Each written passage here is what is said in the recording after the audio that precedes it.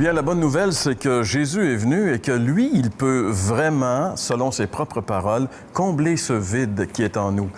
Voici ce qu'il a dit à un moment donné dans l'Évangile de Jean, chapitre 10, au verset 10. Il dit « Le voleur vient uniquement pour voler, tuer et détruire.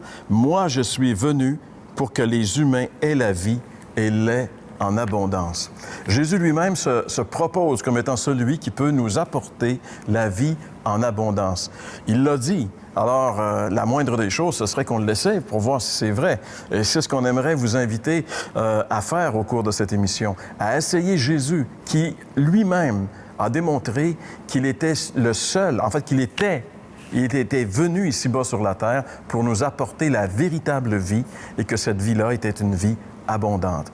Il y a, depuis le jour où Jésus a prononcé cette parole, des millions de personnes qui l'ont pris au mot, qui l'ont essayé et qui ont réalisé que ce qu'il disait, c'était vrai. Et parmi ces personnes, il y a des gens qui vivaient dans une ville grecque du 1er siècle qui s'appelle Thessalonique. Et on sait que les Grecs du 1er siècle adoraient une pléiade de dieux, de divinités, d'idoles. Il y en avait dans toutes les villes, des différentes. Et ça ne faisait pas d'exception pour la ville de Thessalonique. Et un jour, l'apôtre Paul est arrivé dans cette ville pour leur dire à ces gens-là, écoutez, les idoles que vous adorez pourront jamais vous satisfaire pleinement. Ils vont vous décevoir. Mais je connais quelqu'un qui, lui, va vous remplir et ne vous décevra jamais.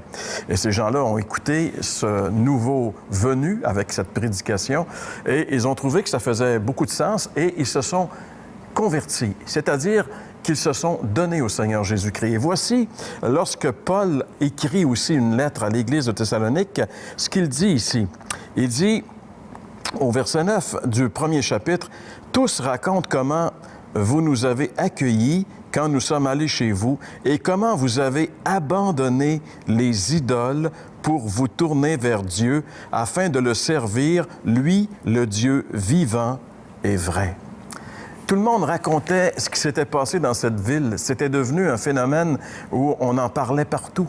Ces gens-là avaient tourné le dos à leurs idoles, et cette fois-ci, et selon les paroles ici de l'apôtre Paul, afin de servir le Dieu vivant et vrai. Et la définition que l'apôtre Paul donne de Dieu ici, justement, c'est que les idoles, ce sont des dieux morts, des dieux qui ne peuvent rien faire.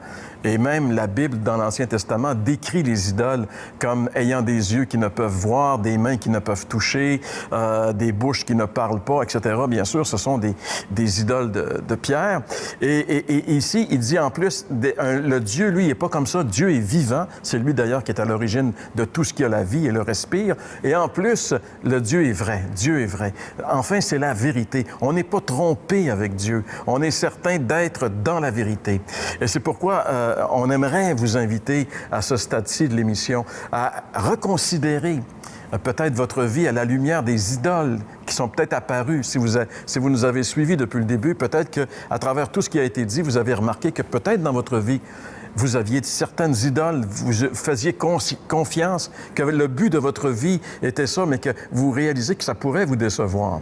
Faites comme ces gens de Thessalonique qui ont tourné le dos à ça pour se tourner vers le Seigneur Jésus-Christ et qui ont réalisé qu'il était vraiment ce qu'il a dit qu'il était. N'est-ce pas, François? Oui, Jean-Pierre.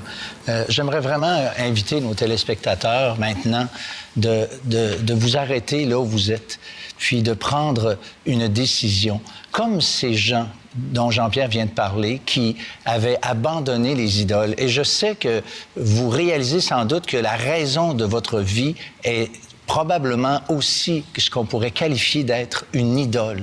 Et Dieu nous demande d'abandonner ce après quoi on court comme ça depuis peut-être toujours, et vous tournez vers le Dieu vivant et vrai, comme Jean-Pierre vient de l'expliquer. Parce que, en fait, le Christ, sur la croix du Calvaire, a pris votre responsabilité parce que, en fait, le péché et ce que la Bible appelle le péché, c'est de s'être détourné de Dieu et servir justement ce que nous avions envie de servir. Maintenant, ce que Dieu veut, c'est que nous abandonnions ça et que nous tournions vers lui parce que le Christ a payé de sa propre vie la rançon de cette faute parce que nous avions abandonné Dieu. Et ça, la Bible appelle ça le péché. Et maintenant, moi, je vous invite de regarder à la croix du Calvaire, là où Jésus-Christ a donné sa vie il y a 2000 ans, pour que vous puissiez recevoir cette vie et vivre maintenant avec une vraie raison de vivre, c'est-à-dire Dieu, c'est celui qui veut être le premier dans votre vie et c'est celui qui devrait être le premier dans votre vie. Alors, simplement, dans une prière, vous pouvez vous adresser à Dieu et dire, « Seigneur, je reconnais que jusqu'à maintenant, j'ai vécu pour moi-même. Peut-être c'était moi mon idole, c'est vrai. Mais maintenant, je reconnais que celui qui m'a créé est digne d'être aimé et d'être servi. Et c'est lui maintenant que je veux servir. Et je te dis merci, Seigneur, aussi parce que tu me donnes un plein et entier pardon. Tu effaces mon passé et tu veux maintenant simplement me donner un avenir. » C'est ce que je vous invite à faire. Là où vous êtes, demandez à Dieu de venir dans votre vie. Reconnaissez que vous êtes vraiment des hommes, des femmes qui ont mis Dieu de côté. Et maintenant, pensez à ces mains percées qui vous accueillent et qui veulent vous pardonner pleinement.